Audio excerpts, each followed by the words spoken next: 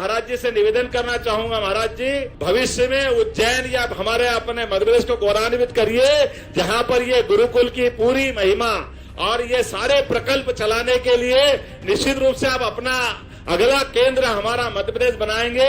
मैं आपको भावपूर्ण निमंत्रण दे रहा हूं और आप इसमें शीघ्रता करेंगे, ये मैं आपसे अपेक्षा करता हूं। मैं तो ये पूरा कार्यक्रम एक विशेष निगाह से देख रहा, महाराज जी मेरा सौभाग्य है, मैं अवंतिका से आता हूं। अयोध्या मथुरा माया काशी कांची अवंतिका पुरी द्वारा वतिश्चैव सप्तैते मोक्षदायिका, ऐसी 7 पवित्रतम नगरियों में से एक अवंतिका, और उसी में हमारी ये धारा नगरी जिसको हम माया नगरी में आज मान के चलता हूं कि परमात्मा की दया से गंगा भी आज प्रसन्न हो रही होगी। एक धारा का विशेष क्षण हमारे बीच आया है जिनने हमें अपनी शिक्षा की इस पुण्य धरा से जोड़ने का प्रयास किया है। मैं महाराज जी बाबा महाकाल की कृपा से भगवान विष्णु के द्वार पे आया हूं और मुझे इस बात का एहसास है, ये धरा धन्य हुई 5000 साल पहले भी, जब बाल रूप में भगवान कृष्ण शिक्षा ग्रहण करने कंस के एक इतने बड़े पराक्रम को करने के बाद आए। और हमारे समाज की विशेषता भी है कि कंस जैसी महाशक्ति को पराभव करने के बाद भी समाज ने कहा कि ये भगवान कृष्ण की शिक्षा दीक्षा होना चाहिए, और शिक्षा दीक्षा के लिए आचार्य सांदीपनि के आश्रम में 5000 साल पहले भी वो शिक्षा ग्रहण करने आए। और शिक्षा भी कैसी होती है, 14 विद्या 64 कला। आज भी पूरे दुनिया की शिक्षा की सारी व्यवस्था को देख ले तो 64 कला और 14 विद्या के बारे में अभी समाज बहुत पीछे है।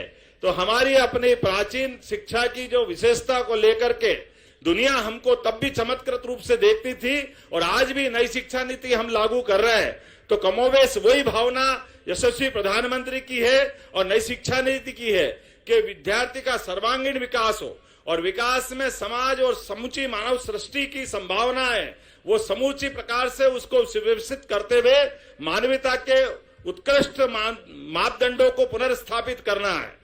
हमारी सनातन संस्कृति गुरु और गुरुकुल दोनों की महिमा बताती है।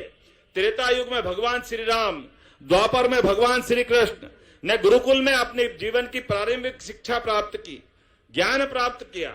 मध्य प्रदेश का सौभाग्य है कि हम भगवान कृष्ण की उस शिक्षा स्थली वाले राज्य के नाते से भी जानते हैं। तो मैं महाराज जी से निवेदन करना चाहूंगा, महाराज जी आपके इस आश्रम के इस गुरुकुल के बाद मध्य प्रदेश की सरकार के माध्यम से भी आपको निमंत्रण दे रहा हूं। निश्चित रूप से आप भविष्य में उज्जैन या हमारे अपने मध्य प्रदेश को गौरवान्वित करिए, जहां पर ये गुरुकुल की पूरी महिमा और ये सारे प्रकल्प चलाने के लिए निश्चित रूप से आप अपना अगला केंद्र हमारा मध्य प्रदेश बनाएंगे। मैं आपको भावपूर्ण निमंत्रण दे रहा हूं और आप इसमें शीघ्रता करेंगे, ये मैं आपसे अपेक्षा करता हूं।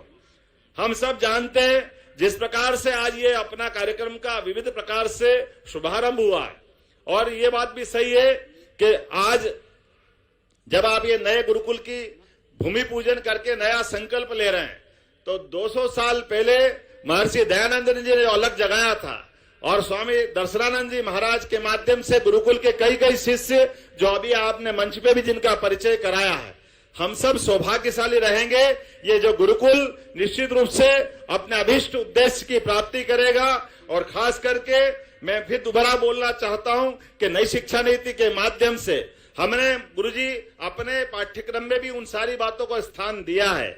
महर्षि दयानंद हो, हमारे तमाम प्रकार के संतों ने जिनने विविध प्रकार से अलग अलग प्रकार से साहित्य की साधना की है, हमने उनको पाठ्यक्रम का हिस्सा बनाया है। हमारे भगवान श्री राम, भगवान श्री कृष्ण और ऐसे तमाम प्रकार के अलग अलग दृष्टांतों को जोड़ करके नई शिक्षा नीति के माध्यम से हमने इनके माध्यम से भविष्य की पीढ़ी को उनसे परिचय कराने का भी और उनके माध्यम से देश की संस्कृति को जोड़ने का प्रयास किया है।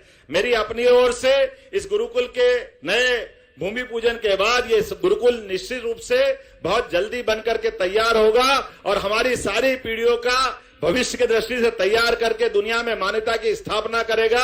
मैं शुभकामना देता हूं, बधाई देता हूं। बहुत बहुत धन्यवाद। भारत माता की जय।